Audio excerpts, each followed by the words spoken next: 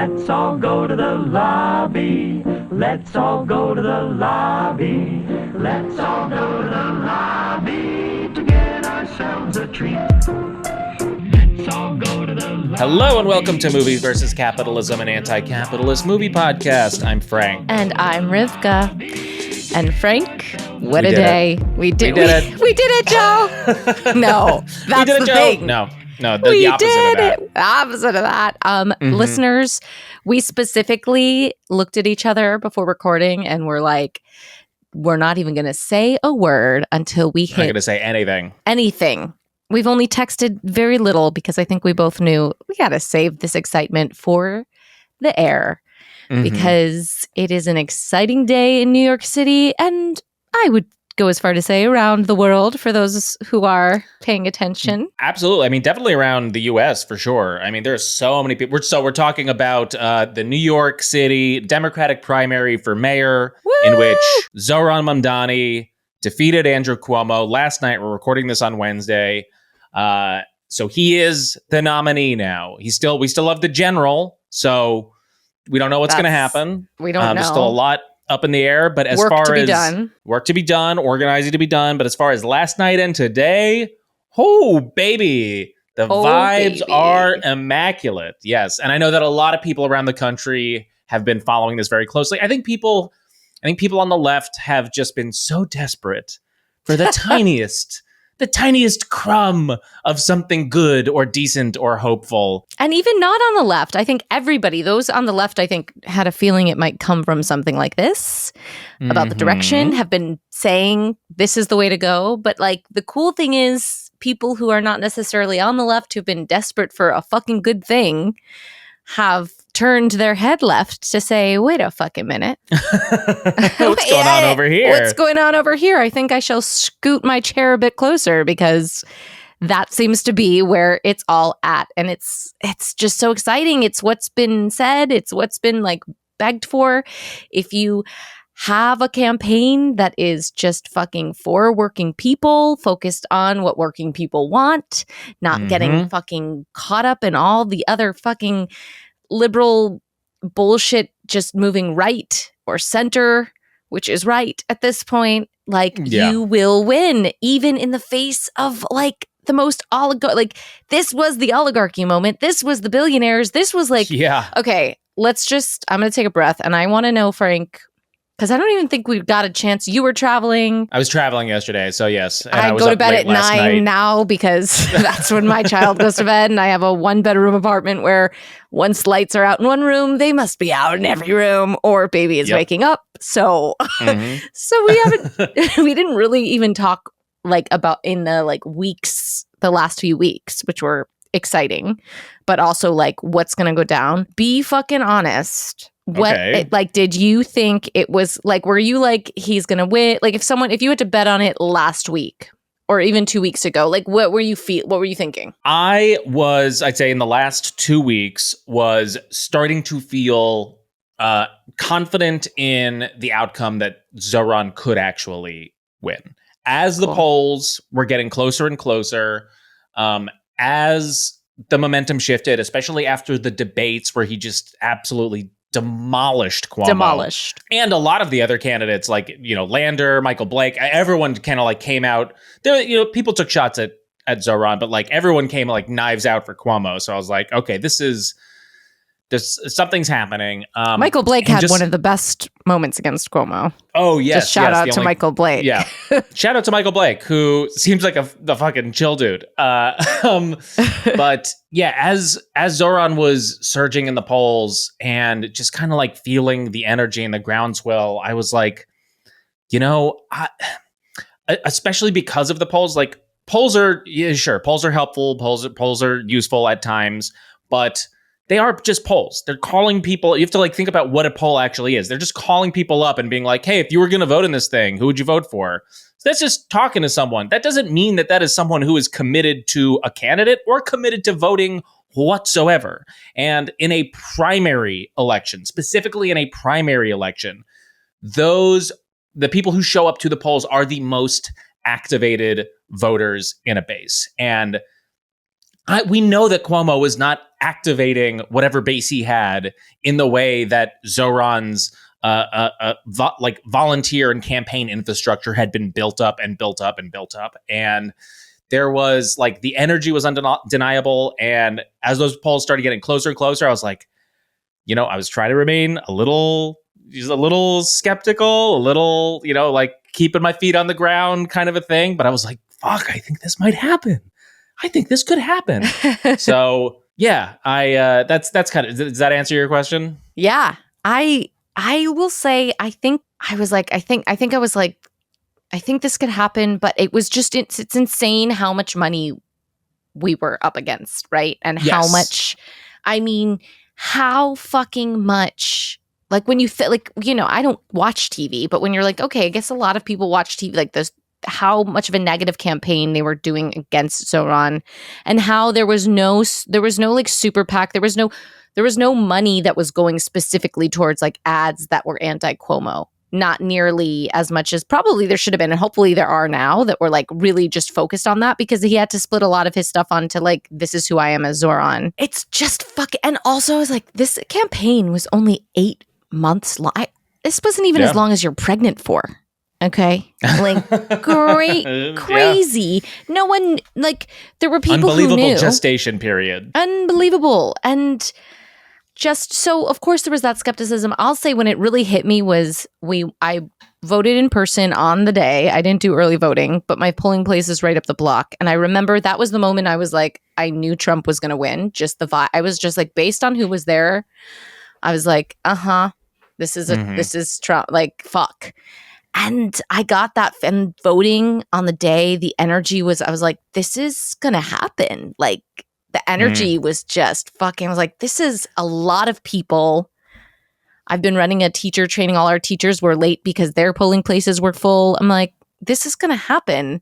I think what was even more exciting and shocking was like, totally prepared to like not know till next week, because maybe if it does happen, it'll be so close that we'll have to go into like the ranked voting. Was not prepared to know so early. To like, I personally, like I said, I'm in bed by 9. We knew pretty I was like, it's close, and then we were up again at like, baby wakes up at 3 to feed, and it was like Cuomo, to the news of like Cuomo seceded, like that shit hit to know so early, like, was crazy. And I couldn't wait. Yeah, I couldn't wait to wake up and just celebrate with New Yorkers. Like every person. I took a Lyft to work this morning. We were celebrating in the car ride. It was so exciting to hear that joy, like people crying, just really feeling like, ooh, for those of you not in New York, you got to know we're in a heat wave. It's very do the right thing. And New York did the right fucking thing, and people are overjoyed. It was like the opposite of that feeling the morning after Trump won, Yes. And what you said earlier about the way Zoran ran his campaign on just issues and ideas and policies that spoke directly to the frustrations of working people. And but while still offering a positive and constructive vision of the future. His campaign should be modeled and replicated. Like, it is a masterclass in messaging, in digital promotion, in style, in charisma, in everything. It is unbelievable. And what I think is important is that he spoke to people's frustrations, their material frustrations with the affordability and the difficulty of living in the city, especially people who grew up here who are working class. And like, I think it's such a good lesson in that, like, progressives, leftists need to speak to people's frustrations and address them. Whereas like Donald Trump spoke to people's anger and then like fanned the flames of anger. Whereas like Zoran realized like we're going to acknowledge that you're feeling shitty. We're going to acknowledge the frustration, but then we're going to take it to a positive place. We have said it. The left have said it. Leftists have been saying it. Progressives, populists, whatever you want to identify as, have just been saying this for years of just acknowledge that people are having a hard time and then tell them the good things that you will do to make their lives easier and then do them. Like, it's not fucking rocket science. And just got to speak to the artistry of this campaign, since this is a podcast about where arts and politics intersect. Zoran, artist, has a filmmaker mother, and the artistry of like of how important it is to have a poet in office. Like, I'm sorry, that shit hits. And everything from the way it looked, it's not just, those who want to belittle it make it, it's just like a flashy, just knows how to use those TikTok cams. No, this is storytelling. This is getting to the point. This is artistry. This is filmmaking, to graphic design, to like, knowing how not only to what the platform is, how to inspire people in the face of so much fear, how to be, what a great orator, right? Like Obama, love him or hate him, you know where we fall if you listen to this podcast, that he was like the last great, like really, really great speaker, in terms of like the speeches. And those were the vibes I'm getting from, the first time I really heard one of Mom Donnie's speeches, I was like, oh shit. I turned to Tommy, I was like, get this man bodyguards, because when you speak this good and you're going to get the people, it's chilling and exciting, and also gives, in terms of organization, because I think I've thought a lot about what that means, and looking, especially through just even the conversations we have about like looking at films and how leaders organize against the oppressor and whatever the story is, right? Like, we talk a lot about like the value of like a leader or just a group of people coming together, maybe a leaderless faction. I'm tending to think like leadership itself is so important, particularly because like what was handed down in this campaign was the language that now I personally feel super empowered to talk about what the vision of a New York under Mom Donnie would look like, because of the language and the leadership and the whole campaign and the artistry and the storytelling. So we got the artists on our side. Like, I think we have a scary battle. We know this is we're going into Act 2. Okay. Act 2. Yeah. The general. Yeah. Act 2 is like a hard, scary, upward, we have another battle to win. This was the Act 1 battle. Yes. I don't want to get too hopeful on that front, but I have read a few pieces. I've heard a little bit of analysis that, Cuomo did not want to run for mayor. Like, he thinks that this is beneath him. One of his former advisors did like a short Twitter thread where he's basically like, yeah, he doesn't want this fucking job. He's this is a joyless, purposeless campaign. I'm guessing just like some donors called him up and were like, it's got to be you, Andrew. We need somewhere to put all this money. We don't have anyone else. So it's pretty well known that Cuomo doesn't really want this job. And there had been rumors. I think he might have even said, like, if he loses the primary, he's going to run in the general on his own ballot line or as an independent. I'm hearing some people, like, and granted, this is just like punditry, but I'm hearing some people be like, I don't know if Cuomo wants to do this again. I don't know if he wants to lose again in the general. Like, he might be like, fuck this. Like, I don't even want this fucking job. I don't even want this job. So like, that would be best case scenario, because if the rest of the field is just the Republican, whoever, Curtis Silva, and then Eric Adams running as an independent, I think Zoran walks away with it in the general. My punditry would be like, if I get a vibe from like an old white dude like Cuomo, it's that who likes to sexually assault. It's that he's not going to want to fucking be embarrassed like that again. Like, this was probably fucking so fucking brutal. He's not going to put himself in the position to be fucking humiliated again. And I don't know, maybe those powers that be have something on him that they like force him to do the thing, but it's not going to, even if he does it, there's still that vibe of like, you want to lose again? Then we're going to bring it hard. Yeah. So we'll see. The other thing about that has just been so compelling, so moving, and such a relief about this campaign has been how he's dealt with the issue of Palestine, and how you kind of, it was a master lesson in like, how do you when you're being pushed all the time with the question of Israel, with the question of wanting to get you. Fucking Stephen Colbert coming out of the woodwork to be like, but a Jewish state? Yeah. Yeah, just wanting to put you on the defensive. And it's like, oh, yes, it's as simple as having value in human life and just saying, hey, I value human life. Oh, you're going to push me about where I'm going to visit as the mayor? Why I'm going to refocus it on the fact that I'm the mayor of New York. So I think I'd rather visit a borough here. Thank you very much. I mean, it's really brilliant. And a lot of people are saying this, but it's just you just hope that I don't know how much I hope for the Democratic Party itself. I don't know where I'm at with that, but there is a hope that it's like pay fucking attention if you want to do anything. It's having very, very clear ideas and values and perspectives, and like knowing because like when politicians get tripped up is when they don't actually believe in anything or they haven't defined it yet. So then like then they waffle or they go back and forth or they don't fully answer a question or whatever. Like Zoran knew exactly what his values were, what his opinions and perspectives were on these issues, and was able to just drill down on them every time they got brought back up. Also, not for nothing, but like his I won't call it partnership, but his collaboration with Brad Lander, who was the other like progressive favorite in this primary race, like also did a lot of that work, and not in a way that felt like bullshitty or put on, in a way that like they really felt like they were developing a genuine friendship and support for one another. And granted, like I'm sure they had that I'm guessing they had that conversation where Zoran was like, look, if I win, we can talk about XYZ jobs or whatever. But in his, I believe the kid, in his Riz way, I believe the kids would call it aura.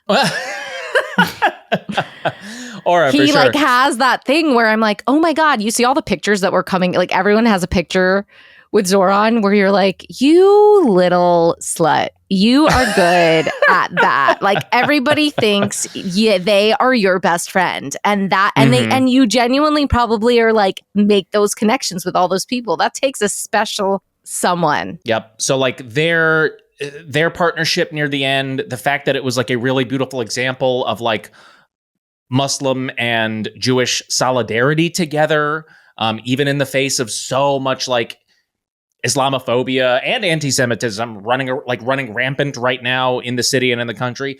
And it's also an incredible example of a like left liberal alliance or like a left progressive alliance. Because Lander is not as far left as Zoran, but like someone was saying that like this is what Bernie and Elizabeth Warren could have done together. You know what I mean? Like like that alliance is so crucial for defeating fucking establishment democratic centrism. Yeah. You're right. And and there's a lot of like, oh yeah, the liberals will wake up and this is a big learning lesson. It's a big learning lesson for the left. It's like a big moment of like, oh, right. We have to build. This is what solidarity looks like. It's not always agreeing on every little thing. It's not always having the perfect way of being. It's building that tent because the freaking right, they're like, no one to the right of me is wrong. Last thing I want to say about this, because I know we're going long, but, I tweeted this out. We didn't have any poll tested data that a 33-year-old Muslim socialist could win the New York Democratic primary for mayor running on a populist platform of social policies. But guess what? He did. So the entire Democratic consultant class should all lose their jobs today. Making millions and millions of dollars to tell Kamala Harris that the best thing she could do is tout Liz Cheney all over the goddamn place. Like what a fucking useless sector Parasites. of American democratic politics. Yep, big time. There should be a horror movie about that. There's something there, right? About that particularly that class. I'm sure there's movies about political consultants. Have we covered any good ones? That's a good question. I don't know. Yeah, there should be a movie because vampires. Yeah, vampires who give you shitty advice. They drink your blood and then give you the worst advice for the choices you need to make in your life. That actually is pretty good. That's actually not bad. Yeah. So we're just buzzing. It's it's fun to have fun. It's fun to have a nice moment and feel a little bit of relief. And also, the internet has just been on fire the last 24 hours. So Totally. If you haven't been on the internet, get on there. Get on there. It's a nice time it's not always nice on the internet. It's a nice time. It is. All right, let's get to our conversation. But first, really quickly, just want to remind our audience that we don't sell ads on this show. We rely completely on community support to keep it going, to pay the bills, to keep the lights on. So if you want to do that, if you want to chip in, you can subscribe to our Patreon account. That's right. For just $5 a month, which is basically like a third of a latte at this point, to be honest. You get access to new bonus episodes and our entire back catalog. Our Patreon link is in the episode description in your podcast player or at mvcpod.com. Also, make sure to rate, review, and subscribe to this podcast on your podcast player, be it Apple or Spotify or another one. But subscribe so that you do not miss new episodes when they come out. That's right. And a reminder that we donate our ad space. So if you are part of a leftist or progressive organization and you would like to run an ad on this program, please email us at moviesvscapitalism@gmail.com. All right, we're going to take a break. We'll be right back with our conversation with Daniel from the Sickle and the Hammer podcast. What's up, everyone? I've got a fantastic mutual aid organization I want to tell you about. Mutual Aid Distribution Richmond, Virginia. MADRVA is a collective which bloomed during the height of the COVID-19 pandemic, distributing food, PPE, hygiene products, and other necessities straight to the homes of community members. The collective has since grown and evolved. They're now offering mini grants and political education to their community and partner with other leftist and grassroots organizations across the city to create an intricate web of care for Richmond City. MADRVA's newest project is the Meadowbridge Community Market, a free COVID-conscious grocery store combating food apartheid in Richmond's North Side. Through the store, MADRVA helps to feed roughly 200 families every Saturday. To help them purchase the building that they run the market out of, you can visit givebutter.com/buymcm. That's givebutter.com/buymcm. You can also follow them and check out their past work on Instagram at MAD_RVA. Today we are joined by Daniel. Daniel is just a guy. Oh, Daniel, you're more than just a guy. Daniel wrote his own bio, but I'm already tell you, he's more than just a guy. Daniel is a proletarian, a family man, and perhaps most importantly, a dirty red communist. He has suffered from a fascination with Russian history and particularly with the Soviet period since middle school. He believes that the future of humanity depends on overcoming capitalism, and that in order to do that, the proletariat must understand and embrace its own past to guide its actions in the future. To that end, he has launched a new podcast called The Sickle and the Hammer, a Socialist History of the Soviet Union, with about 10 episodes currently available on all the podcast platforms and more coming out as quickly as he can produce them. The goal of the show is to explore the history of the Union of Soviet Socialist Republics, a country founded on the first successful workers' revolution in world history from the socialist communist perspective, in order to learn the important lessons of what to do, what not to do, and what is possible in the quest to build a better world. Daniel, thank you so much for being on Movies versus Capitalism. Thank you very much for having me. This is really exciting. We're stoked. Daniel reached out to us and was like, hey, I listened to the pod. I am actually starting a podcast about, as I mentioned, the history of the Soviet Union from the socialist communist perspective.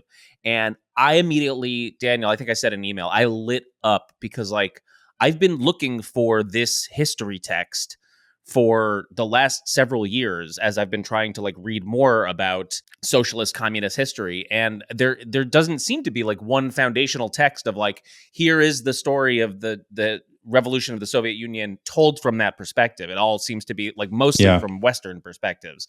So I was super stoked. And I've been listening to the podcast and it's fucking fantastic. So really nice work. Thank you.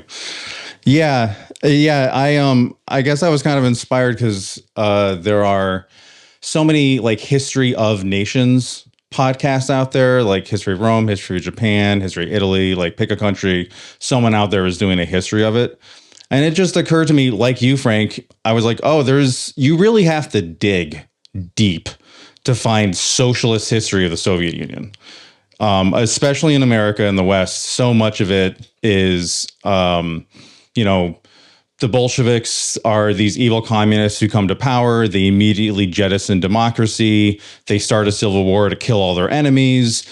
And then Stalin takes over and he kills a bajillion people. And then the economy collapses. And thank God they have capitalism now.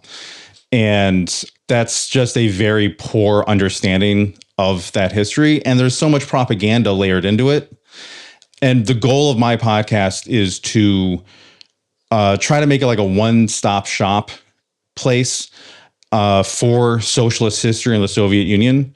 Frank, I don't know if you've gotten this far, but I occasionally will have supplementals where I pull like original first account documents from Soviet history. Oh, very cool. No, I haven't gotten that far yet. Oh yeah, it's I think it's like episode 6, but I translate them so that people, English speaking people can hear what the Soviets had to say in their own words about what they were doing. That's what I think is missing. So much of this is just, Western historians trying to interpret what happened, but listening to what they actually have to say in their own words is super important. So that's the goal of my podcast.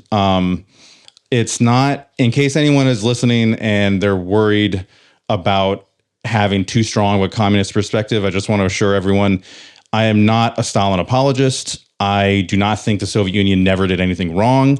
There's lots of stuff to criticize about the Soviet Union, but there's a lot of stuff that they did that is very inspirational and correct. And we'll talk about some of that in this episode. So Daniel, yes, I'm so excited to get into history with this film, but I am also really curious. You've been kind of into this history since middle school. You did grow up in America. What the fuck? Who are you? Yeah. So, okay. What's your deal, dude? I was wondering if we were going to get into this. And I was wondering, okay, should I tell the truth? Because the truth just sounds so weird. Oh, then yes. But, I mean, whatever. Definitely. We're all weirdos. Okay. So this is the God's honest truth. There used to be a show on in the 90s called Mighty Max. Have either of you heard of this show? Yeah. Okay. Yeah. So that show was on when I was like 9 or 10. And for anyone who doesn't know, this show is nuts. It's about a little boy who gets a cap that opens portals and he travels the world fighting evil, basically. And he has a talking fowl and a giant 10,000-year-old Norseman as his bodyguard. Yes, It's insane. The premise is nuts. But there was an episode of that where he travels to Moscow to fight a killer clown who's turning kids into monsters. And watching that episode, there was just something about like the accents, and they had St. Basil's Cathedral in there just as a landmark that you recognize, even though it wasn't where they said it was in the episode. And I was like, oh, this is so cool. And it's dark and it's snowy. And I'm from the Midwest where it's dark and snowy, but that's even more dark and more snowy.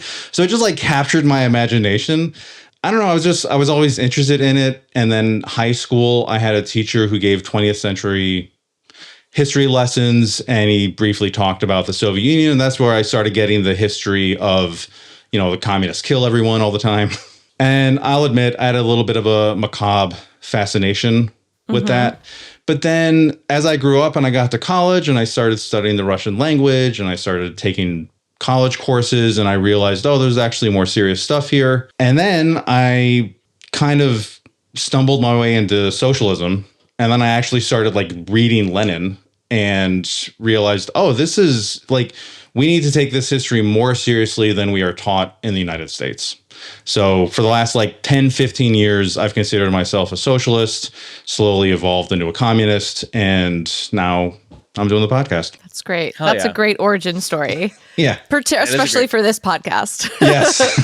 I mean, we've talked about it on this podcast about like the education we get here in the United States, and I feel like even I got a pretty charitable read on Soviet history from my middle school, high school teachers, which was along the lines of, it was a good idea. They talked about equality, and it's good on paper. It was a lot of, it looks good on paper, or it is good on paper kind of rationalizing.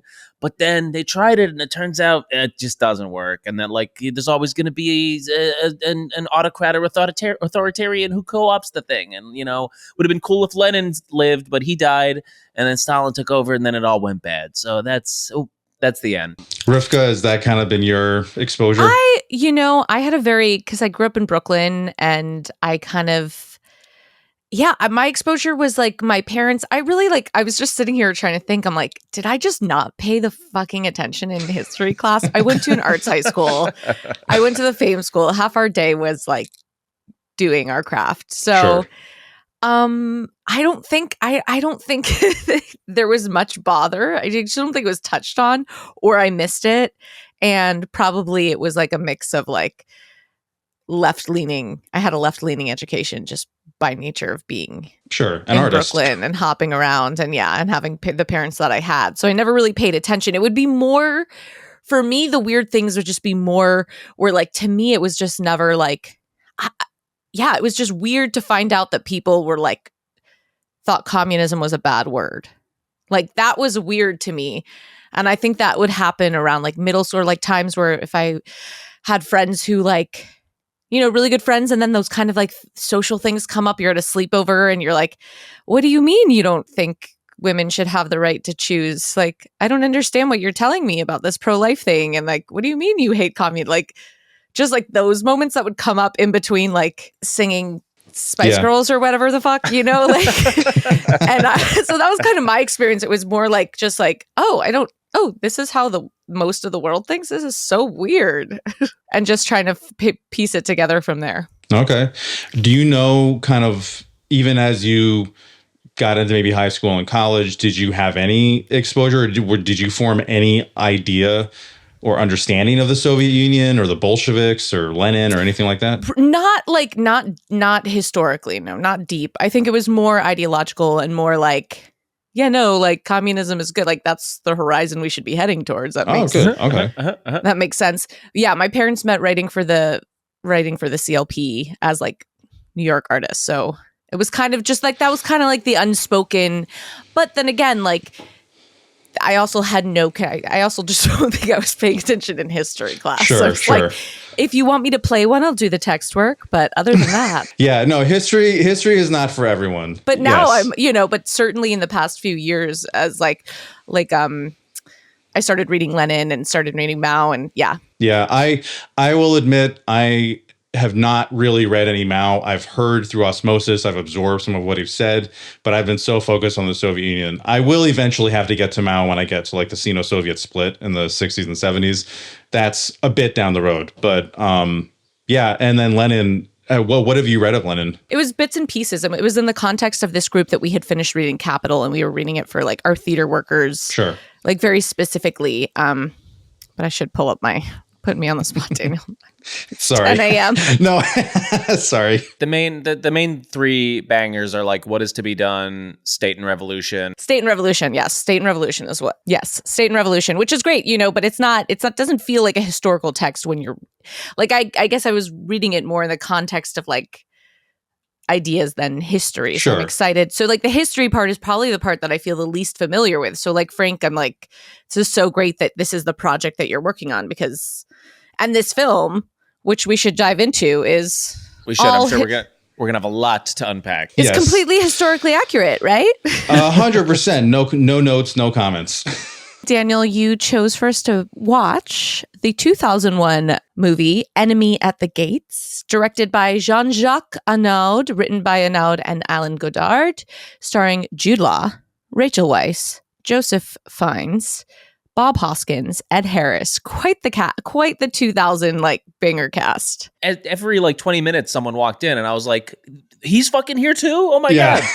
I know. When Bob Hoskins came on, I was like, yeah. Oh hell yeah! Budget for this film was $68 million, and it grossed $96 million worldwide. Very short synopsis. All you need to know, really, because we're going to get into the details. A Russian and a German sniper play a game of cat and mouse during the Battle of Stalingrad. A little bit of historical context for when the film was released, not the Battle of Stalingrad. That we will get to momentarily. But when the film was released, March 16th, 2001, the other movies we've covered from this year, Josie and the Pussycats, Zoolander, Rat Race, and Monsters, Inc. Wow. Wow. Okay. So if you weren't watching any of those, you were probably the fucking guy at the theater going enemy at the gates. Nope, I didn't watch. I don't think I watched any of those movies in the theater, to be honest. I watched them later when they came out. Well, I was at Josie and the Pussycats like, what do you mean you don't believe in a woman's right to have an abortion? Oh, okay. I was definitely at Zoolander a week after 9/11. I have a very, very vivid memory of that. Oh, that's right, because that movie came out on 9/11 or like the day after or something, right? It came out like very shortly like thereafter. The weekend after or something like that. Yeah, and I remember going to see it with a few friends and just like the vibe was just not, even at that age, we were like, doesn't feel okay to be laughing right now. We shouldn't be here right now. Anyway, different podcast. Okay, so what's going on in the United States? That January, George W. Bush inaugurated as the 43rd president of the U.S. In January, the U.S. Federal Trade Commission approves the merger of America Online and Time Warner to form AOL Time Warner. In June, the Economic Growth and Tax Relief Reconciliation Act of 2001 is signed into law by George W. Bush, the first of a series of acts which becomes known as the Bush tax cuts. On September 10th, 2001, Donald Rumsfeld gives a speech regarding the $2.3 trillion in Pentagon spending that cannot be accounted for, identifying the bureaucratic processes of the Pentagon as the biggest threat to the United States. And then the next day, September 11th, the terrorist attacks on the World Trade Center and the Pentagon, and everyone forgot about what Rumsfeld had said. And then in October, the first iPod released by Apple. Thank God. Yeah, just a little treat right there at the end. Gave us all the distraction we needed. So Daniel, first question. Why did you choose this movie to talk about on this podcast? Sure. So a couple of reasons. One, there's really a dearth of movies that take the Soviet Union seriously. So I thought, well, if I'm going to do a movie, it should be about the Soviet Union. And this is not a perfect movie by any means, but it's better than like Red Dawn. So like it at least takes the Soviet Union somewhat seriously. Sure. But also, and I'm curious what you guys thought about it. I hate this movie. I really don't like it. Rewatching it was like, okay, the sniper parts are kind of interesting, you know, the war kind of stuff. But now that I'm a communist, because I hadn't seen this movie in forever. And then when I came on here, I thought, okay, well, now I obviously have to rewatch it. And I was just like, wow, I hate this movie. You don't like it because of its depiction of the history and the story, or you don't like the movie itself, the filmmaking, the act, the construction of the movie itself? It's kind of both. I think the first 20 minutes are really the meatiest when it comes to what the fuck were they thinking? Why are they depicting things this way? Completely historically inaccurate. And there's more throughout the movie, but it's the first like 20 minutes that really gets you. Do you mean that like the Russians didn't speak English, the Germans weren't, and everyone's not British and American? Yeah, that part. No, exactly. That's the historically inaccurate part. Yes, okay. yes. Everything else was fine. I was just like, man, can't Jude Law fake a Russian accent for 2 hours? That's what I had a problem with. Yes, just to be clear.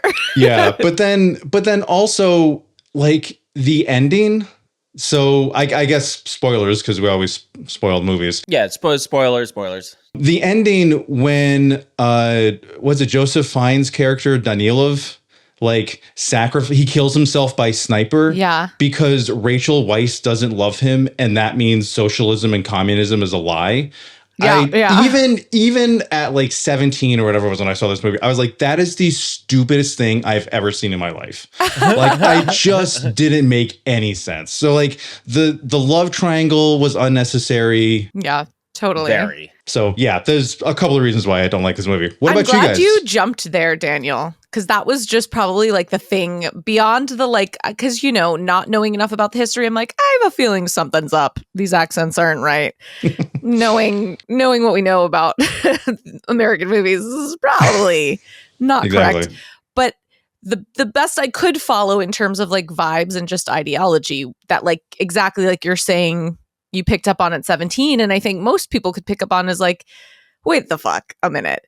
You're telling me that all of this, like your lifelong dedication to like true equality and like all the amazing things that you have that your character did say, like socialism provided and could give, and like even though we know it's imperfect and it's a struggle towards this horizon of like a dream, you ultimately are like, oh, but at our core, human beings are just always going to be fucking animals who are jealous of fucking pussy. So it won't work. Like, we're always going to covet our neighbor, and so socialism he gives that can't speech. work. Yeah, he's just like, you know what I realized? Like, even if we give everybody all of their material needs are met, you're still gonna steal my girl, bro. Like, it was so dumb, and which like, is a core tenet of like, this, like I think what people are sold. I mean, it is what it kind of like where Marx does end at the end of Capital, of being like that sort of that idea that like the mythology that this is at our core. Humanities we're just not capable of. It's human nature to be greedy and human nature. You're never going to be capable of living in a world where people are all taken care of because you're just these animals. So give in. Yeah. And I think, Frank, you were mentioning before about how your exposure to the Soviet Union, maybe in high school, was a bit more charitable, of the whole like, well, it looks good on paper, but it doesn't work because, like we're saying here, in the end, we're all covetous. Because Rachel Weisz is going to come and fucking seduce you. Yeah, it was like also so deeply patriarchal and like disgusting in that sense too, you know? Yeah, and the other thing is, you know, we've heard, or at least, so a while back, I was reading up on libertarianism, not in any serious way, just as a know thy enemy type thing. Yeah. And I read, I think it's Murray Rothbard, like the Libertarian Manifesto or something like that. I don't know. It's some book by Murray Rothbard. And in it, he talks about how he claims that communism is saying, well, since the state owns the lamppost on the corner and we all own the state, we all have 1/100 millionth, or however many people there are, 1/100 millionth possession of the lamppost. And I'm like, what the fuck are you even talking about? That doesn't make any sense. But I'm bringing that up because it almost felt like Danilov at the end was like, well, we can't all own the women. Yes. You know, and it was this is like really creepy ownership. Creepy. And I mean, first of all, I'm not a big fan of love stories that are just like, and at first sight, I just wanted to bone. And now I'm just obsessed about it. Like, it's just so, I never like that stuff. It's really dumb. But here, it's like very clear that all Danilov wants is to just sleep with Rachel Weisz's character. Her name in the movie is Tanya Chernova. Like, all he wants to do is just sleep with her. And, you know, hey, nothing about sexual lust. I mean, it's fine. It's just the way you act on it is like, you don't do what he does in this movie. He is so creepy, manipulative, and like, and is willing to basically sacrifice the entire war effort for her. Yeah, in the way that he's like trying to smear Vasily near the end in that letter to his superiors. On this rewatch, I was like, wow, this guy's a complete asshole. Which makes sense if the whole arc, if like there is this, it makes sense all at the end when you're like, oh, I see why they did that, because they want us to believe that this will never work out because we are just baseless and like morality has nothing compared to sexuality. Like, that the person with the strongest socialist communist ideology and political education is going to be brought down by his basest human instincts, which is, as you said, Rivka, just like throw it all away for that ass. Yeah, you know? Adam and Eve, anyone? Ever heard of them? It's like, sure, Vladimir Lenin was trying to do some nice things, but if you put a piece of ass in front of him, I don't think things would have gone as well as they would have. Yeah. Especially in that outfit with that much dirt. But also all that like trauma, like they're all very hot in this movie. So like, they are the three hottest people in the Red Army for sure. At least complicated. I mean, I feel like maybe a few years earlier, like if it wasn't 2001, if this was like the 90s, maybe there would have been a little bit more like love triangle. We would have gotten a little something between Jude Law and Joseph Fiennes. The trio would have been a little bit more interesting and erotic. Like there would have been more love between all three of them. It was like so hetero. I was like, I don't buy it. I did appreciate, there were like little moments of like hetero intimacy between Jude Law and Joe Fiennes. There's a lot of like hugging and like face touching. But you're right. Like we could have gone a step further. If it had been it had been still like in the height of like the indie, they would have been like, yeah, let's just like give them that too. Give us the challengers. At least share a look once or twice, kind of thing. yeah, like shower the blood off each other or something. Let's do the challengers makeout scene, but with the Red Army. Yeah. Well, and that was the thing in the like. There's a scene where Tanya comes over to Jude Law, to Vasily Zaitsev's character, and they end up like having sex on the ground, like stuffed between a bunch of sleeping soldiers. And I'm just like, no one has a shower, that is very historically realistic. There were no working showers in Stalingrad at this time. I believe that part. But it was just, I don't know, the whole thing just felt very forced and completely unnecessary. Because the thing is, if you know the history of the Battle of Stalingrad and just World War II in general, like, you don't need love and romance to make this interesting. Like, this is an inherently fascinating story. You don't need to tell us, Daniel. Tell us why. Yeah, well, so a couple of things before we move on from this, because so we don't have to circle back. So Danilov, first off, is so Zaitsev and Chernova were actual people in the war. They are documented to have existed. Mm-hmm. We'll get into actually Koenig did not. Koenig was Ed Harris's. He was the German sniper. The German sniper. There is no evidence that Koenig actually existed. I came across reading about this that Koenig was the name that the Germans gave to hide the fact that the actual sniper that was playing cat and mouse with Zaitsev was killed. They didn't want, for propaganda purposes, to let on that I think his name was like Ernst Thorvald or something like that. But then I dug a little deeper and it's like, well, Thorvald actually may not have existed either. So the most interesting part of the movie may have been complete historical fiction, which is fine. If you're going to do historical fiction, that's the kind of historical fiction that I would enjoy. But what I was going to say is, so Danilov, fictional character, but his role is the commissar. Do you guys know who commissars were in the Soviet Union? Mm-mm. No. Okay. So the term commissar comes from actually the French Revolution. And it was when the French Republic was fighting its wars, which is a whole different thing. We're not going to get into that. But the Republic was like, well, we need to keep tabs on the army because the army could turn around and march and kill us all. So we're going to send out political commissars and attach them to all the military units so that we can keep tabs on them and they can report back to us. And the political commissars have the authority to override political decisions or decisions that may have political importance in the army. The Soviets did that. Even before the Bolsheviks took over, there were commissars in 1917. And so, like we were kind of saying before, I think the importance of Danilov's character and how slimy and creepy he is he is supposed to be he's the communist. Mm-hmm. You could fight in the Red Army and not technically be a member of the Communist Party. I mean, many of them were, but you didn't have to be. The commissar is the big C communist character. So by making him this creep who, like, I think I remember when Chernova first walks into that basement and meets Zaitsev and Danilov for the first time, and Danilov just immediately starts trying to humiliate Zaitsev. Like, oh, am I going too fast?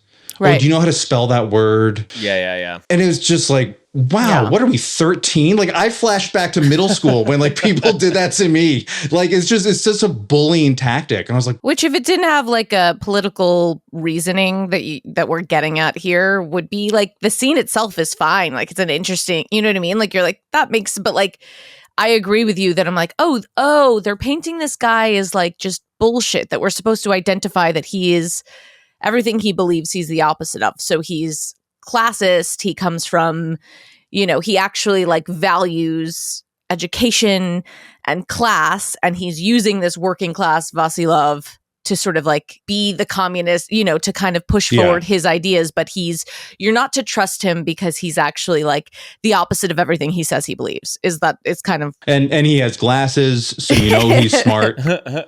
When he's trying to convince Tanya to like basically leave the front line and come work with the officers, and he's like, "Look, you and me, we're smart. We have education. We're from like," and he's like demonstrating like you're saying, Riv, that he actually is like trying to use his class position to convince Tanya and saying like, but Vasily, he's a fucking grunt. Like, you don't need to be over there with him. And yeah, you're like, oh, so this guy is completely full of shit. Got it. Another interesting historical fact is Zaitsev. So Jude Law's character of Vasily Zaitsev, he's portrayed in the film as borderline illiterate. He just happens to be good with a rifle. The actual Vasily Zaitsev was very well educated. He had been stationed in the Pacific with the Soviet fleet out in the Pacific Ocean, and he volunteered to go to Stalingrad to fight the Nazis, which I guess now would be as good a time as any to kind of get into the, like I mentioned before, the first like 20 minutes or so of just being really, really bad, really bad anti-communist propaganda, in my view, because that's the most historically inaccurate part of the movie is the first like 20 minutes. Yeah, well, this is what these are definitely one of the main things I wanted to ask you about was this first 20 minutes. Because I like you said up top, any principled Marxist, socialist, communist will like not happily, but will like admit and acknowledge that like, yes, the Soviet Union made mistakes and there were bad things that happened, and not to be a full Stalin apologist, but so in watching this first 20 minutes, I was like, what here is true and what here is just anti-communist propaganda? I really don't have enough idea, but they really basically paint the Red Army as just a bunch of bloodthirsty authoritarians and like this like savage paramilitary structure where if you step out of line even for a second, they're going to execute you like fucking on sight. Yeah. Yeah. Just as like ruthless and as terrible. If you've never seen this movie, you have a portrayal of like what happens to conscripts when they enter an army and a battle that they don't want to be a part of. And there's like an officer class that's just like, well, we'll fucking kill you. We will kill you more than the Germans will kill you, basically. Yeah. I think that's part of because one of the things that we always hear about why communism can't work is because it's premised on the use of force. Like capitalism works because everyone's just acting in their own rational self-interest. Totally. And if you want to override that, you have to put a gun to someone's head. And you have to have a lot of people with a lot of guns to get people to act against their own self-interest. That's one of the arguments against communism, which, spoiler alert, that is bullshit. That is not how it works. It's not how it works in the Soviet Union. That's not how it works in China or Cuba. That's just complete made up crap. So before I get into this, let me ask you, did that opening scene remind you of another famous movie about World War II? Yes, I also wrote this down. I was like, oh, this is like Saving Private Ryan, except bad. I am not I know I've seen Saving Private Ryan, but it's not blurred into my memory. But I did watch this with my partner, and he was like, this is bad Saving Private Ryan. So he said the same thing you said, Frank. And I looked it up. I was like, when did Saving Private Ryan came out? In 98. So 3 years before this movie. So like, honestly, shocking that Jean-Jacques Annaud had the balls to be like, you know what I can do? I think I can do this, but better. What an opening war sequence in Saving Private Ryan that had already at the time been sort of like lifted up as possibly the greatest single like war battle sequence ever put to film in the history of the medium of film. And then 3 years later, this fucking asshole Annaud is like, I could do that. I could do that. I will do that. I will do that. Except they're communists, so they have to be bad.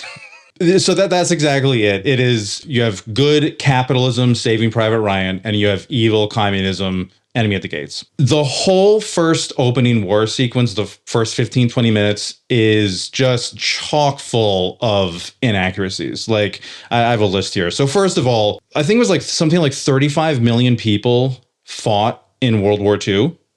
35 million Soviet citizens fought in World War II. Yeah. Wow. And the overwhelming majority of them were volunteers. Like, they did not have to conscript very many people. I'm sure there were some conscripts, some draftees, but the overwhelming majority of people were like, oh, the Nazis are coming to kill us. And as they're moving their way east through what is now like Ukraine and Belarus and all of this land, and then you get into what is now today Russia, as they're moving east, they're just like raping and killing and murdering and pillaging, like literally ripping babies apart. Like, it's just like really, really horrible stuff. And so the Soviets, that is what inspired them to fight. It's, oh, you're killing us. Like, you want to exterminate us. You want to take our Lebensraum from what Hitler was talking about. You just want to enslave us, wipe us off the map. And we're not going to let that happen.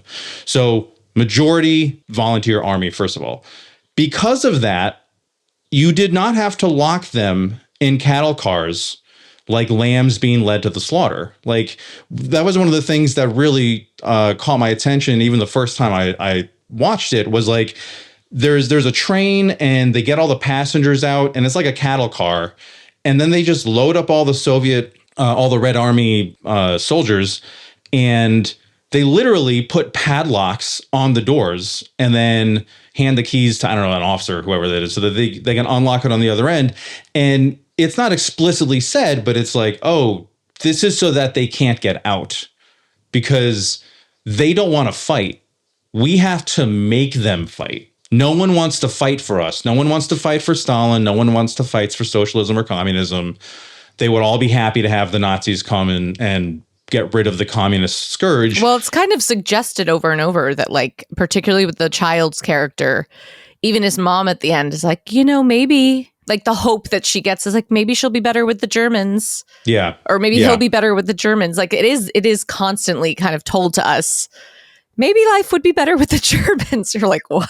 With the Nazis? Maybe the Nazis are better than the communists, which it's like the ultimate, it's like the ultimate line of this movie. Yeah. When we'll get into that, I'm sure, when we do the rewards or the awards at the end. But so they didn't have to lock people in. They didn't, a majority volunteer army. Now, Stalingrad at this time was hell. Like, that part was real. The city was a bombed out shell. Historically, what happened was the Germans came, and if anyone's listening can pull up a map, this might help you, but they came through Rostov on the Don, and there's a bend in the Don it's the closest it gets to Stalingrad. And so they went through there and they're marching across the steppe, and everyone knows that they're coming. So they evacuate as many people as they possibly can across the Volga. Which is another scene, like, I think it was when Bob Hoskin, who plays Nikita Khrushchev, when he arrives, all these citizens are at the docks begging to be taken out of the city. And they're like, no, this boat isn't for you. And they're like, no, you just have to stay here and suffer. It's like, they didn't do that. They evacuated as many people as they possibly could.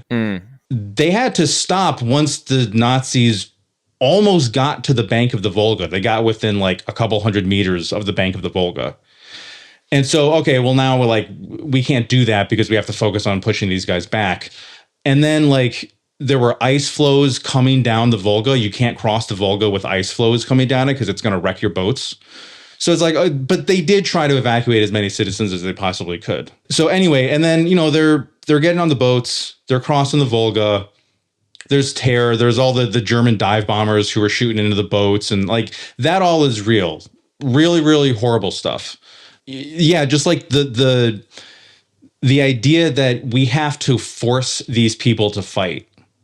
And then they get to the other shore, and they have someone yelling into a microphone, the one with the rifle shoots. When the one with the rifle gets killed, the next guy picks it up and shoots, and you get 5 bullets, and that's it. Make them count. That also did not happen. There were supply problems at the start of the war. They did not send soldiers unarmed into enemy fire because that would result in getting them killed, and the communists don't want to see their soldiers and their citizens get killed because they actually care about people.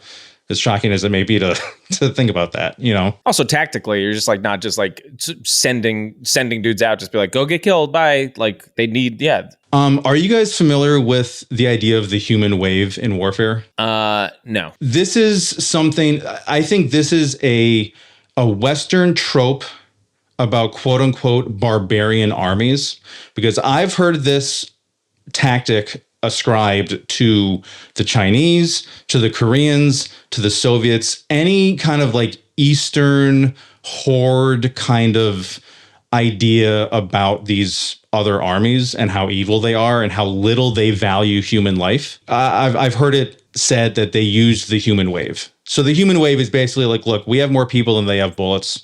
Let's just run at them. They'll run out of bullets eventually. Throw bodies at it, yeah. Exactly. But like I'm saying, that didn't happen in the Soviet Union. You went into battle well supplied with tanks and arms and I don't know, military hardware, but you had what you needed to fight the battle. They did not start battles without that. And then, you know, they're charging across and the machine guns are mowing them down. And so one of them starts to yell, oh, it's hopeless, comrades, turn around and go back. And then they turn around and then the Soviets kill them. Total bullshit. Did not happen. Again, that's just this. The communists don't care about human life. Human life is cheap. There'll always be more bodies. And that just isn't what they thought. That's just pure fantasy. A couple guys jump out of the boats as they're getting mowed down. And so like the Soviet officers just start shooting the guys in the water. I was like, come the fuck on. Look, to be fair, again, in being honest and accurate about the Soviet Union, there are reports of decimation in the Red Army at this point. I don't know how accurate they are. It's just stuff that I've come across. Do you guys know what decimation is? No. So it's a tactic it's supposed to come from the Roman Empire, but where if there was a company or a regiment or a legion or whatever that either was mutinous or undisciplined, you would draw lots, and every 10th soldier, the other 9 would have to beat to death and they'd have to kill. Oof. I don't know how accurate that is. I don't know if that actually happened. There are reports of that happening in the Red Army at this time, specifically because there was some panic. The Nazis at this point were undefeated. It didn't look like they could be slowed down, but they had to stand their ground on Stalingrad. So in order to kind of like scare the panic out of them, there were reports of decimation. I don't know how accurate that is. Well, I think the point we're saying is like, yeah, the reality is like it's war, it's bad. Like to me, I'm like, that sounds like that's probably happening. These are all bad things happening in war. But the way the film is painting its like ideological purpose becomes clear from beginning, wrapped up neatly with Joseph Fiennes' little monologue at the end where you're like, oh, this is how I'm supposed to see this movie. And I'm curious why at the end I'm like not even that mad at the Nazis. Like, what is going the fuck on here? Yeah, exactly. Yeah, I don't believe that we like we're saying that the size and the scope of this war, or the like you're saying the 35 million Soviets who fought during this war, that like everyone was good and did everything perfectly. Like I'm sure there obviously must have been like some terrible war crimes against humanity, things like decimation that you're mentioning for sure. But like this movie is really making the effort to be like from the top, none of this is good. All of these people that are in charge, all of these Soviet officers are like pure, like bloodthirsty ghouls who just like who are just forcing by force these poor like working class Soviets into fighting this war that they don't want to be fighting whatsoever. Similarly, I mean, we didn't even talk about the even before we get into the army, the setup for Vasilov's character. You know, you're immediately like, yeah, you see someone shoot a wolf or shoot an animal that looks like a dog, and you're just like, oh yeah, no, this person doesn't want to do this. Like, yeah. This is not connected to anything. It's like turning it on its head. So you're already prepared to be like, yeah, he's being forced to do all of this. There's no, we're kind of on board for his like, I'm just here because you're making me shoot. I don't know what's good or bad, or like, I'm not committed to the communist idea the way this like rich guy from Harvard is, you know. Yeah. No, that's I know, interesting. not Harvard, but No, you're fine. Actually, that's interesting. I never really paid much attention to the very, very first scene of the movie with Zaitsev and his grandpa learning how to sharpshoot a wolf. It didn't occur to me that was supposed to be another instance of this guy doesn't want to have to hurt anyone type thing. Like, he's so innocent. Yeah, and the grandfather being like, I must not fear. I'm a big boy now. Like offensively being like like you got to grow up and learn how to do violence now. Your childhood is over. After that opening scene with the charge, there's like a little bit of in between, and then you get to Khrushchev in the bunker, which was the next big scene I wanted to talk about. Let's go to Bob Hoskins. Yeah, Bob Hoskins. Yeah. Wonderful. I don't think I've ever seen him in a movie where I thought he sucked. He's great. He's always good. But his portrayal of Khrushchev here was, not very, very anti-communist, as we're saying. So eventually Khrushchev makes it to Stalingrad, and he's talking to the other political commissars. So that's why Danilov is there, because this is the group of commissars. They're not technically officers in the Red Army. They are the representatives of the Communist Party who are there to force, in the narrative of this film, they're there to force everyone to fight. Got it. I think he's walking up and down the ranks or something like that. And at one point he says, "This city is Stalingrad. It bears the name of the boss." He goes on this whole thing of like, and I think it's the Nazi General Paulus at one point in the movie when he's talking to Ed Harris's character. He also says this has become a personal matter between the Fuhrer and Stalin. I wanted to ask you about that specifically. Yeah. Yeah. Now, look, I'm not going to hear armchair psychologize Hitler and Stalin, and I'm sure they did not like each other personally at this point in history. As a communist, you have to look at the material reality of the Battle of Stalingrad. The city before it was called Stalingrad was called Tsaritsina. Now it's called Volgograd. You could call it Bob Hoskinsville. It wouldn't matter. The strategic importance of Stalingrad is that it is at the end or close to the end of the Volga. The Volga is a giant river that is a huge hub of transportation and logistics for the Soviet Union. It is of vital strategic importance to the war. And if Volgograd gets taken, the northern part of the Soviet Union gets cut off from the Caucasus and the Central Asian republics. And that's where, at this time, most of their oil is coming from. So the Nazis had to take Stalingrad so that they could get the oil to fuel their war machine. Sure. And for that exact same reason, the Soviets had to stop them. I think the idea of this was a personal matter between Hitler and Stalin, and these are just the egos of evil men who are forcing, 50 million people to shoot at each other. It comes from an ahistorical understanding of the causes of World War II. Mm-hmm. And it just comes down to like Germany needed to find a way to recapitalize quickly. The Nazis Hitler had no choice. Like, Hitler had to fight the war, and he had to attack the Soviet Union because the Soviet Union had all of the resources that Germany needed. I'm sure you guys have heard this idea that World War II was in some way infighting between socialist parties, because you have the National Socialists. So they're definitely socialists, right? Because they're called National Socialists. Yeah. So the Nazis. That's got to be their socialism. They're also socialism. Yep. Right. And so World War II, at least on the Eastern Front between Germany and the Soviet Union, is just socialist infighting. And that gets into the whole horseshoe theory, which I've heard you guys talk about on the show before.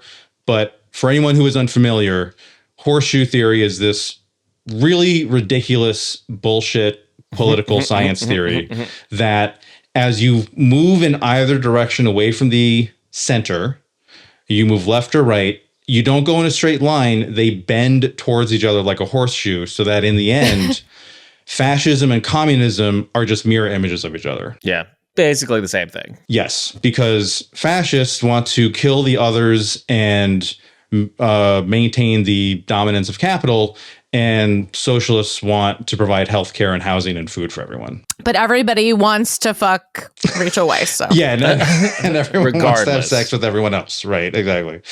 This whole notion that Stalin had a bug up his ass because this city was named after him, which, by the way, was not a hubris thing. During the Russian Civil War, Stalin was in charge of a really major victory against the white armies near that city. And the city was named Tsaritsina before that, or Tsar. So it was named after the Tsars. And they're like, well, we don't want to have anything named after the Tsars anymore. And Stalin saved our bacon here, so let's just call it Stalingrad. It was not a personal hubris thing. Yeah, just this idea that it's socialist infighting, it's hubris, it's ego, completely belies the material truth of that battle, which I think is really important to understand. And if you understand that, I think you become a bit more immunized to this idea of socialist infighting and ego and all that kind of stuff. No, thank you for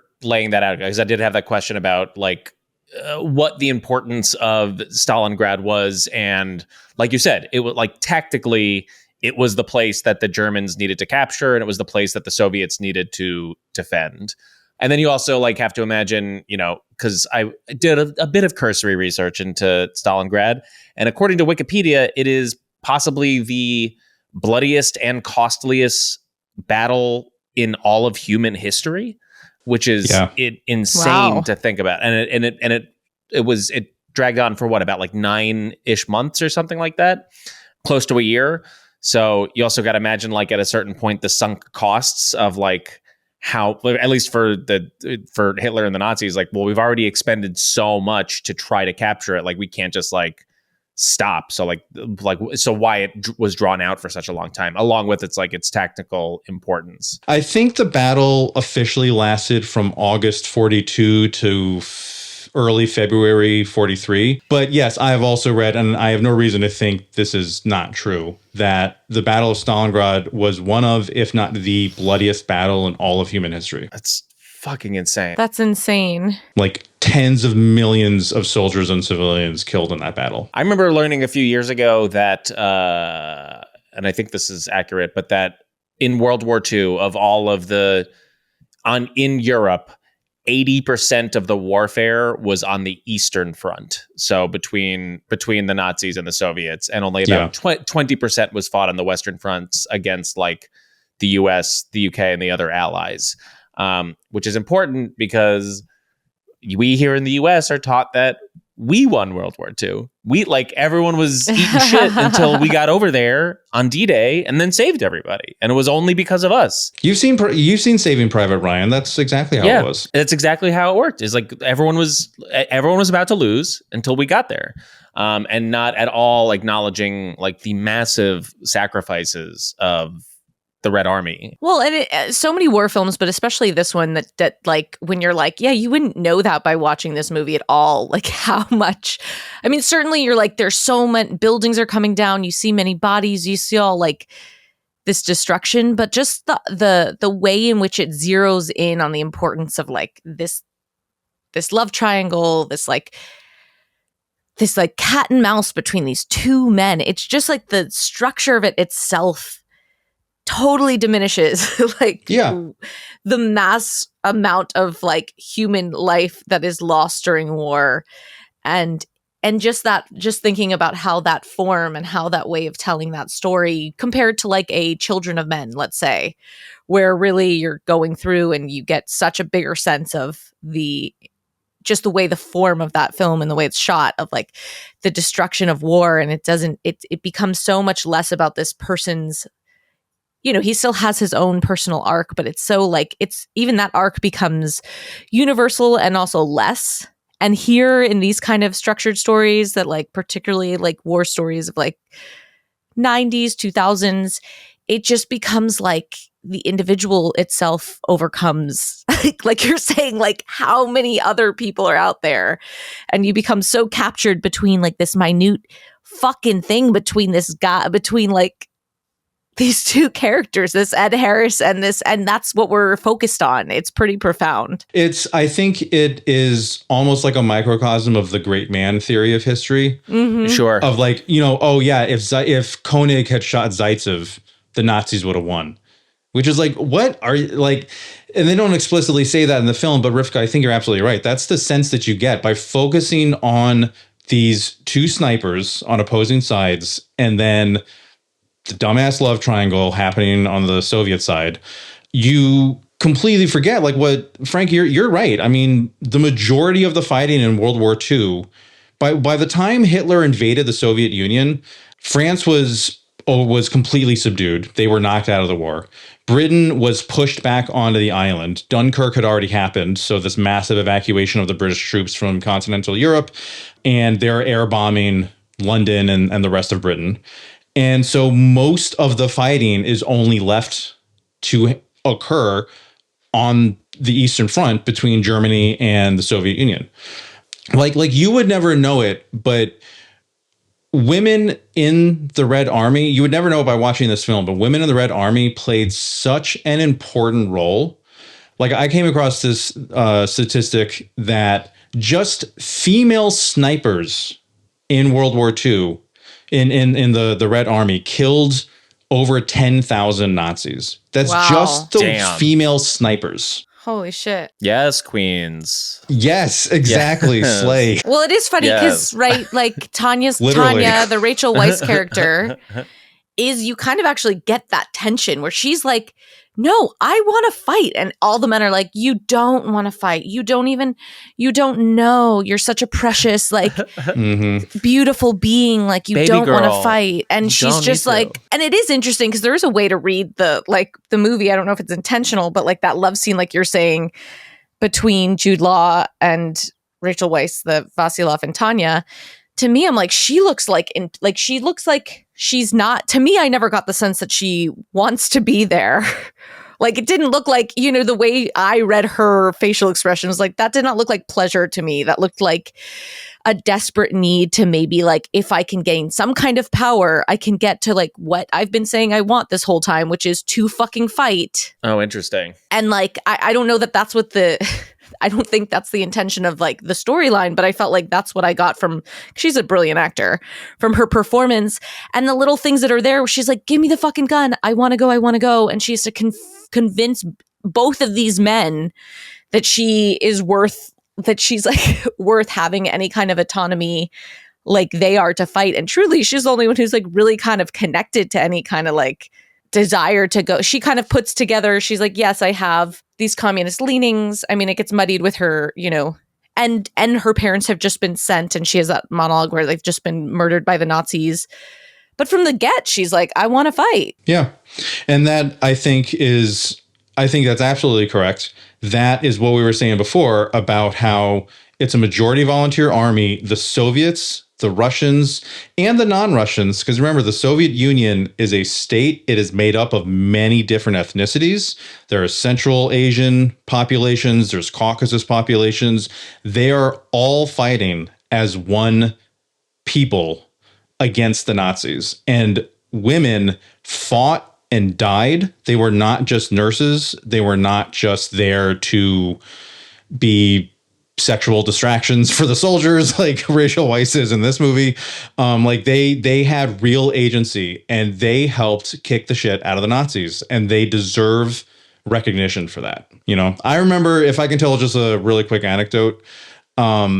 I remember I lived in Moscow for a couple of years, and I taught English. And I remember I had this one student who was very, very interested in what I, as an American, had to say about World War II. And at this point, I wasn't as knowledgeable about it, but I was starting to realize, like, oh, maybe the Russians are getting screwed in getting the praise that they deserve. Like, they're not getting the recognition from America about the war. And she was like, well, who beat the Nazis? And I think and she just would not let this go. She just kept asking me over and over again, even though it didn't have anything to do with our lesson plan. She just kept asking me this. And I eventually settled on, well, it was a team effort, because, if the Americans don't invade on D-Day, who knows how the war goes?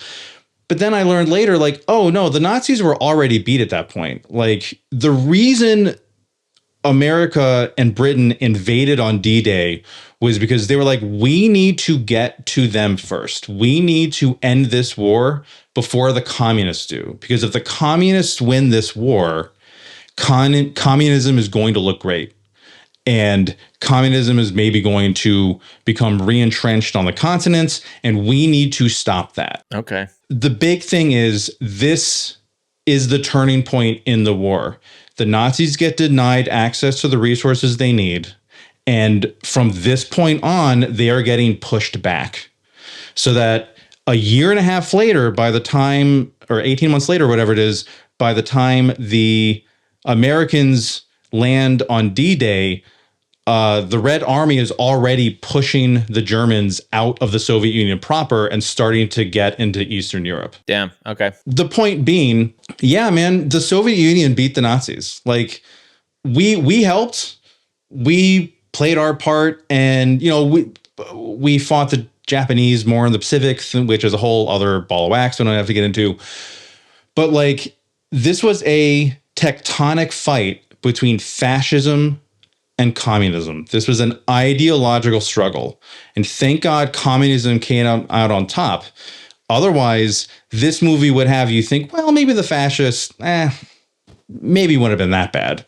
Right? Yeah. Like you were saying before, Sasha Filipov, his mother, is like, well, maybe the Germans are going to win. So maybe it's okay. Probably the last big thing that irked me about this movie, I think it's common when you have historical fiction to have like a black screen or some sort of fade over of like, so we were telling one specific story in a greater story of history, and here's how that greater story ended. And here the fade over is, did you know Zaitsev's rifle is on display in a museum? Yes, that's right.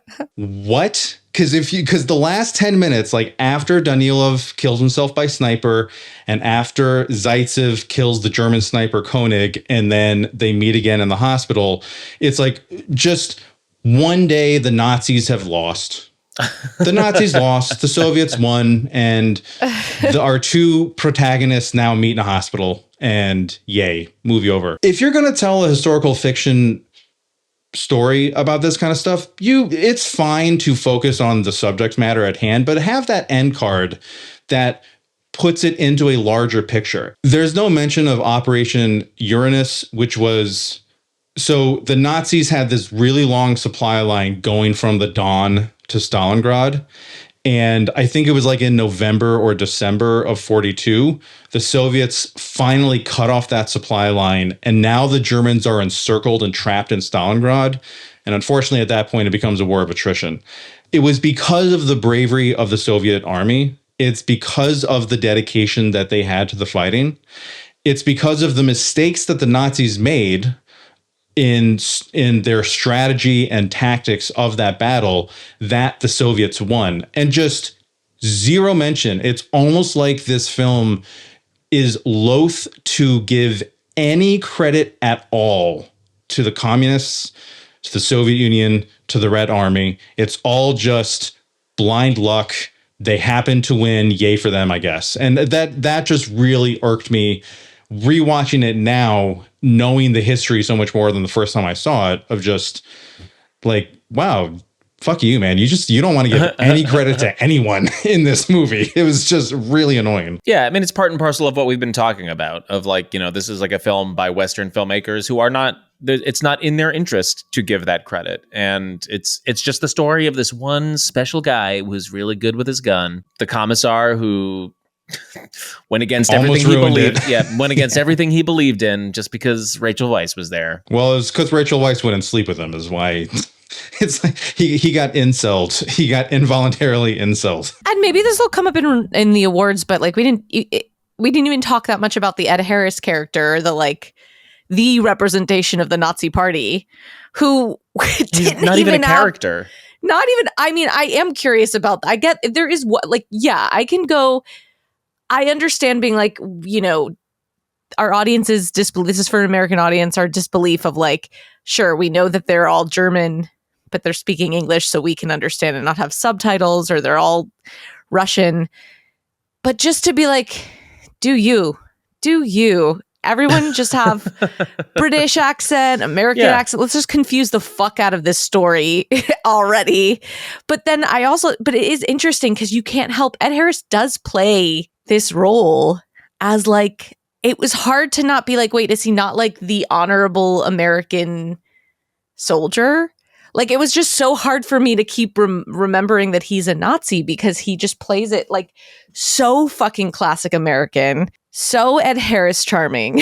Like, even right before he hangs the child, you're like, he also doesn't want to hang the child.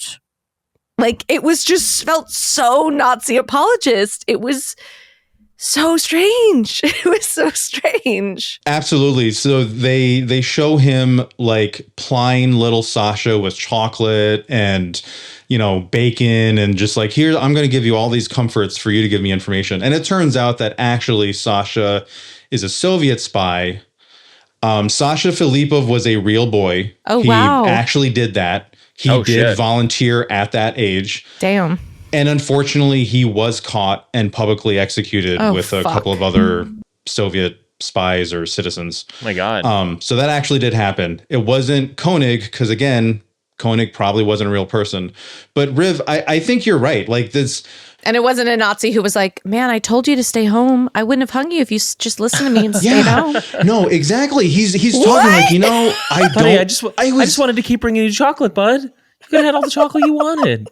I was trying to help you. So there's the Nazi aesthetic of or I guess the fascist aesthetic, although specifically Nazi in this movie, of we're very put together. You know, you've got the sharp black leather. You've always got your boots polished. We're very ubermenschy, all this kind of stuff. And and Ed Harris does a really good job of portraying that, but he has like almost no emotion about anything that he's doing. I'm just sent here to kill a sniper, and I'm just going to try to get him before he gets me. But he does have I mean, they do have this whole son thing. Like, you know, like, this was my son. I was like, why? Or like, what are we doing here? Like, why are we giving We're humanizing the Nazis, Rivka. Yeah, they're humanizing him so much more. And like, I'm down to, when people say humanize, that doesn't mean like give us one note of a dimension that makes us feel more like, it was almost like the humanity they gave him was like, but really deep down, he's just a father, and he's probably just on the wrong side of history, where like the humanity they give the Russian characters, like really deep down, he's an animal who just is sort of like, will be run by jealousy. Like, was kind of like the one dimension they gave both characters, where you're like, you take Zone of Interest, for example, you're like, that's how you humanize Nazis.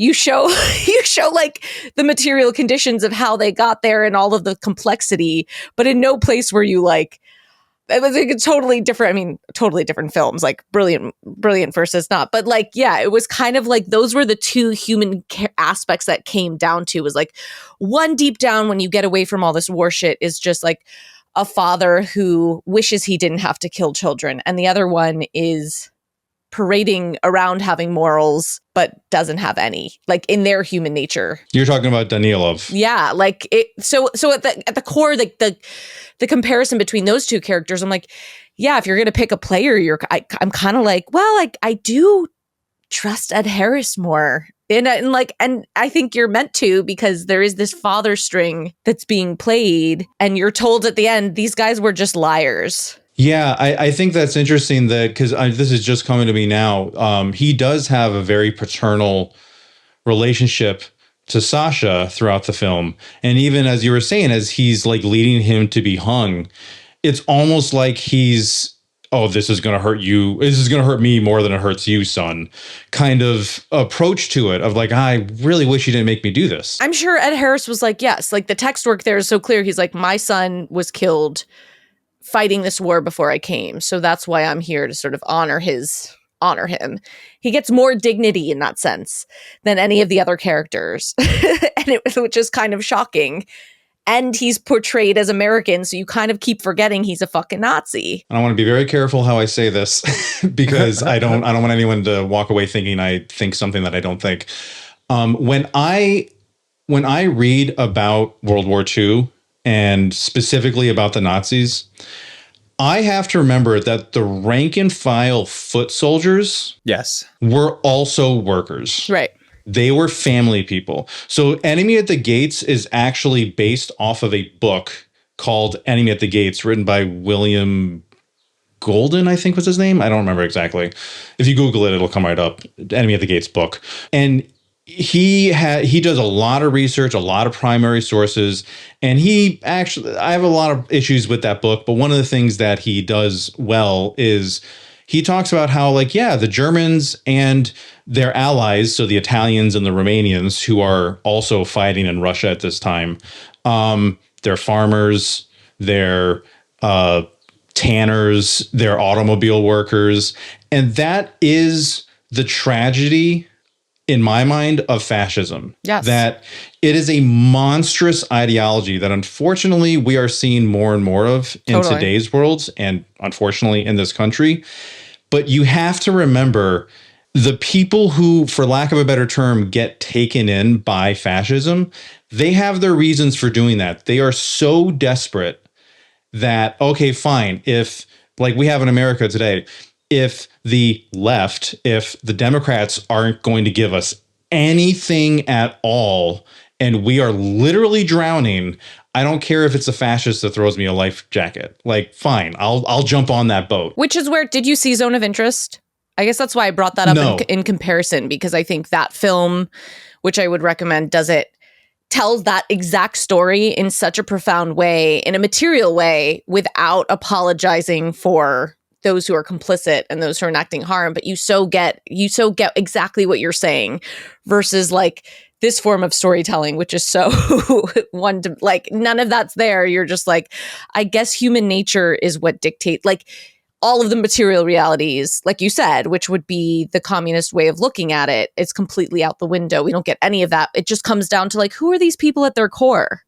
What is their human nature? And I guess that's what I was getting at. I was like, here you're being told, his human nature is this, his human nature is this, hers is this, and that's how we should see the world, through this individual lens. Yeah. If anyone listening is not fully, like if I had to summarize the Marxist materialist view of history, it is systems, not individuals. Marx has that really famous quote from, I think it's the 18th Brumaire, and I'm going to paraphrase it. I can't quote it directly, but he says something like, people make their own history, but they do not make it in circumstances of their choosing. So people have individual agency, but they are not 100% completely free to do anything that they want. We are all constrained by whatever system we live in.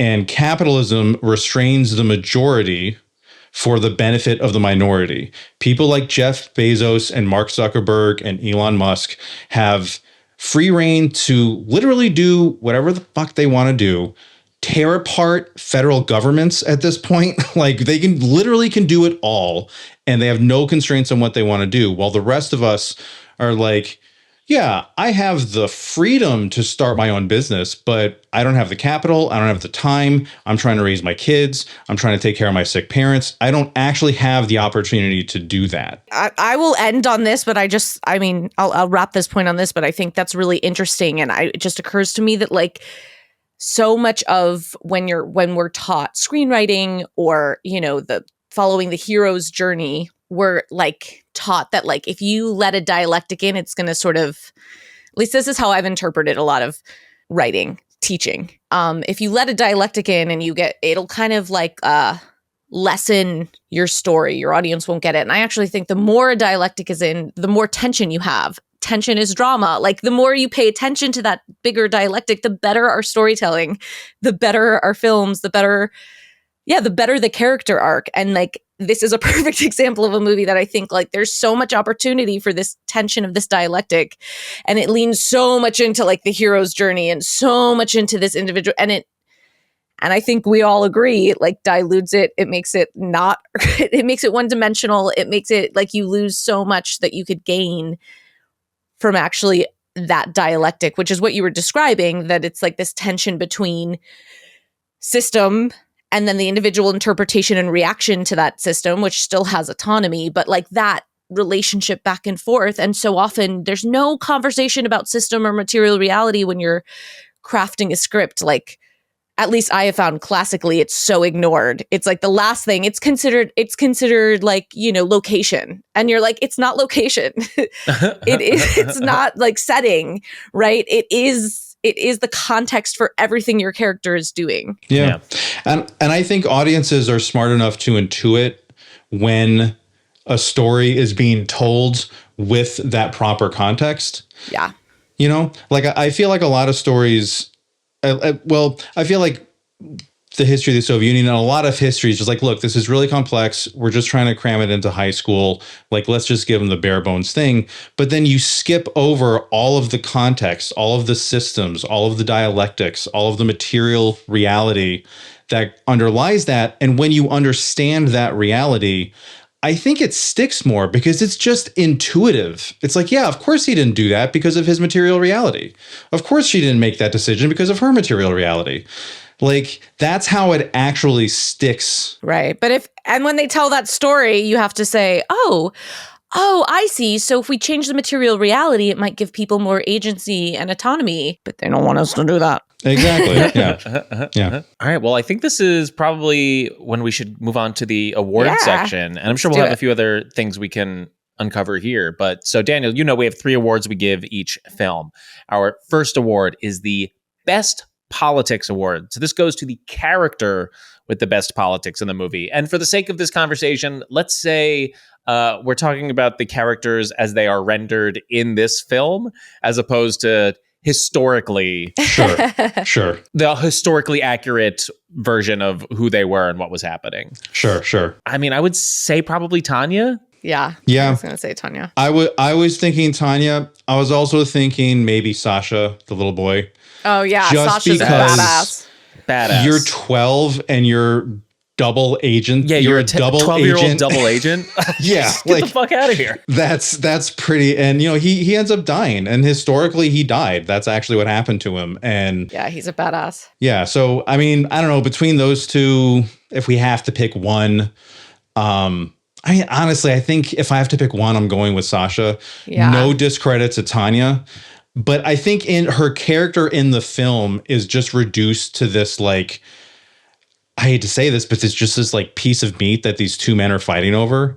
And she wants to fight, but she's never allowed to. Like, she's never allowed to fully develop as a character. Mm-hmm. I feel like. Totally. So I would give it to Sasha, but if someone wants to give it to Tanya, I'm not going to fight him on it. I mean, no, I think you're right. Like the where Sasha's character gets to definitely has. I mean, the politics are so clear and what he believes in is so clear that he knows what the fuck he's doing. Like, it's pretty skillful. Yeah, there's no questioning of whatever his project is. Okay, yeah, we can give it to Sasha. Usually it's funny because usually it's like, oh yeah, children have good politics because they're just like pure and they're sort of figuring, you know, they're kind of going by like they're the most rational in some ways because they will be like, yeah, no, that makes sense. If the material reality is bad, like that, I would do that too. But like in this case, it's like you get the sense that Sasha's read all the books, like is pretty learned. Yeah, 12-year-old Sasha knows the Nazis are shit, and I'm not going to help them. Yeah, I have to help defeat fascism. Exactly. Yeah, and he pays the ultimate price. So, all right, worst politics goes to the character of the worst politics in the movie. I feel like the movie wants us to give it to Danilov. Yes, and Danilov sucks. He is a fictional character. He did not actually exist. Let's keep that in mind. But in the confines of the movie, I feel like it wants us to give it to Danilov. But you know what? No, I'm giving it to the Nazis. Yeah, Ed Harris, for sure. I think that's the right. And he does kill Sasha. I mean, even if he's father figuring him. What's interesting is, I just realized this, the movie spends so much time explaining to us why communism sucks and doesn't work in the real world. Do we get any discernible fascist politics in this movie? No, No. not a There's single nothing. articulation of any sort of politics. No. I mean, I guess by the rules of this podcast, we have to give it to Danilov, but I'm going to put a big fat asterisk of like, really, it should be the Nazis. And I'm not going to let the filmmaker get away with the fact that they don't actually have any portrayal of the Nazis as fascists. The closest in we this get movie. is Tanya's monologue about, Yes. how they murder her parents. But there's a lot of assuming. And I will say the betrayal of like, I was conflicted about the betrayal of even the Jews in this, because like Tanya's Jewish, and then we get that Danilov is Jewish, but they kind of have this like within the one note architecture of these characters, and like the sneakiness of Danilov, and like him using that as like, we're different, we're smarter, we can get out of it. It just rubbed me like also like slightly I was like, this is so, when you get to these one-dimensional stereotypes of these characters, it was just like there was something even slightly anti-Semitic about, like, it was just like made me just like my back curl up a little bit, where we're like, and then the Americanness of the Nazi, like I was just like, I don't like how this is turning out for anyone involved. No, it just like, I clocked that, where I'm like, they're doing him dirty on not just as, but like really kind of like this Jewish communist intellectual character who particularly was demonized during the Red Scare. Like, if you're a Jewish intellectual communist, you're the worst kind. And Jude Law is reading as like very like blonde, blue-eyed, beautiful. Totally. Yeah. He's almost a Slavic Ubermensch in this film, like totally. It like was you could very see him on strange. the poster. Yeah, it was very that definitely stood out to me. Even though Joseph Fiennes so hot. He was looking great in this movie. They were all looking so hot. Yeah, it doesn't matter that they haven't Even Bob showered in Hoskins. 5 months. Like, Yeah. I was going to say there was in that scene where we get the monologue about Tanya's parents. Did you notice their mention of Palestine? Yes. I did, yes. Yeah. So, I mean, this is 2001. So, I mean, what I just found interesting that Tanya says, my father always said Palestine was where we belonged. It was the only place where we would be safe. It's our homeland. I guess her parents are Zionists, which in 2001 is like, no, I don't think anyone's going to pick up on that. But watching it today, I'm like, oh, that's a really big problem, first of all. And then second of all, it's, I mean, we don't have to get into this because we're wrapping up, but there's the whole subtext of, first you have Judeo-Bolshevism, which was the phrase that the Nazis used, is that the Bolsheviks are Jewish. And some of them were, many of them were not. But then also the, just the kind of latent Zionism in that scene was just kind of interesting to me. It was interesting. And I guess like on like a very core, just like ancestral tribal, because whenever I watch it, I'm like, oh yeah, like a lot of my Jewish family came from the Ukraine area. And so just feeling like, oh, the message there is just like, you're not even fighting to belong here. Like you don't actually belong. You should fight to go to Palestine. Like it was just it's so strange that like she didn't even have the right. Like they even had to put in there. It's like, no, you want to go back to Palestine. It's not even like you're part of this. Like you were saying, like this this place that was made up of tons of different types of people, like already differentiating and pulling apart. It was just like, yeah, what a weird mindfuck of like ideas this movie was. Yeah.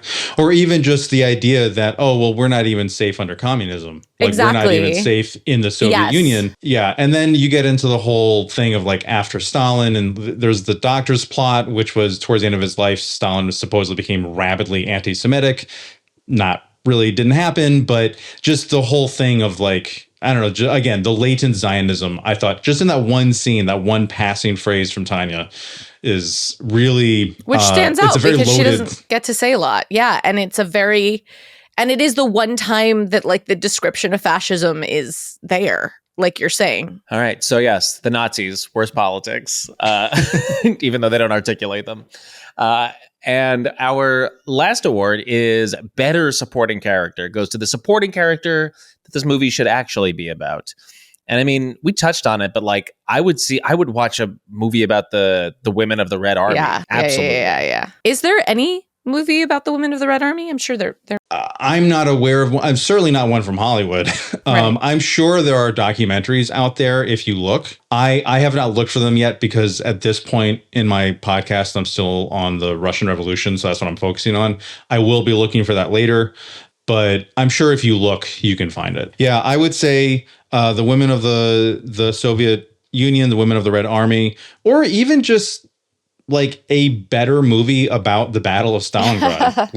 just Sure. get rid of all the anti-communism and get rid of the love triangle and just dig into like the material realities and the dialectics and the fascism versus communism of it. I think that's fascinating and inspiring. Make that movie. I'll go see that. Yeah, that's a good point. Yeah, just make this movie except better again. So reverse the whole Saving Private Ryan. Like he's trying to do Saving Private Ryan, but it's worse. And now we're trying to make it better again. I was shocked. I was like, Doug, that movie came out 3 years ago. You're going to try to do this again? This is you are not Steven Spielberg. Let me just say real quick one last thing. So when this movie came out in Russia, there were a lot of, because in Russia, even today, it is called the Great Patriotic War. Obviously it's called World War II in the context of the global conflict, but specifically fighting the Nazis, they call it the Great Patriotic War. It is to this day an immense source of pride in Russia. I have in-laws who I asked them, and they're like, yeah, people still know about this. We still talk about it. And when this movie was shown in theaters in Russia, when it first came out, there were a lot of veterans of that war that watched it, and they were outraged at the portrayal of the army.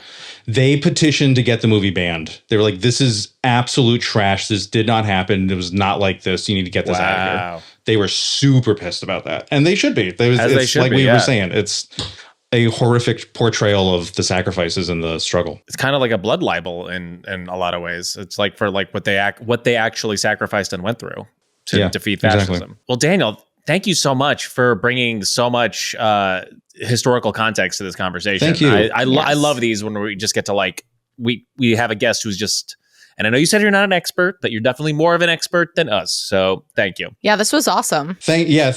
This was super fun. As soon as I even had an inkling of maybe wanting to come on here, I was like, oh, well, it's got to be Enemy at the Gates. That's a slam dunk pick. You got it. Thank you very much for bringing me on. And before we totally let you go, we, as you know, because I know you listen, we like to ask our guests how we, as, people, as artists, as historians, as just guys from around, as just a guy, but how do you practice your values, your anti-capitalist values, your communist lefty values in your own life? Sure. With all its complexities, contradictions. I know you have this podcast.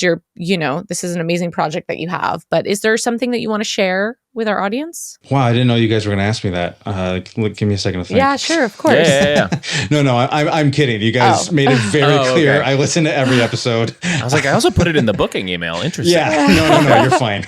Bad joke, didn't land. So the podcast is kind of my agitprop. It is just me. It is me and my iPad and some books. So that's a lot of work. Yeah. I've recently joined the local club of the Communist Party because I've eventually just got to the point where I was like, I can't watch everything that's happening and not do something. And let me tell you, anyone that's listening, I have noticed a marked increase in my mental health since joining. Just engaging in something helps. I get the despair. I get the, oh my God, how are we supposed to stop this from happening? I get the genocide and the gun violence and Elon Musk and the rise in fashion. I get how overwhelming all that is. And it is a small club in my city, but it's something.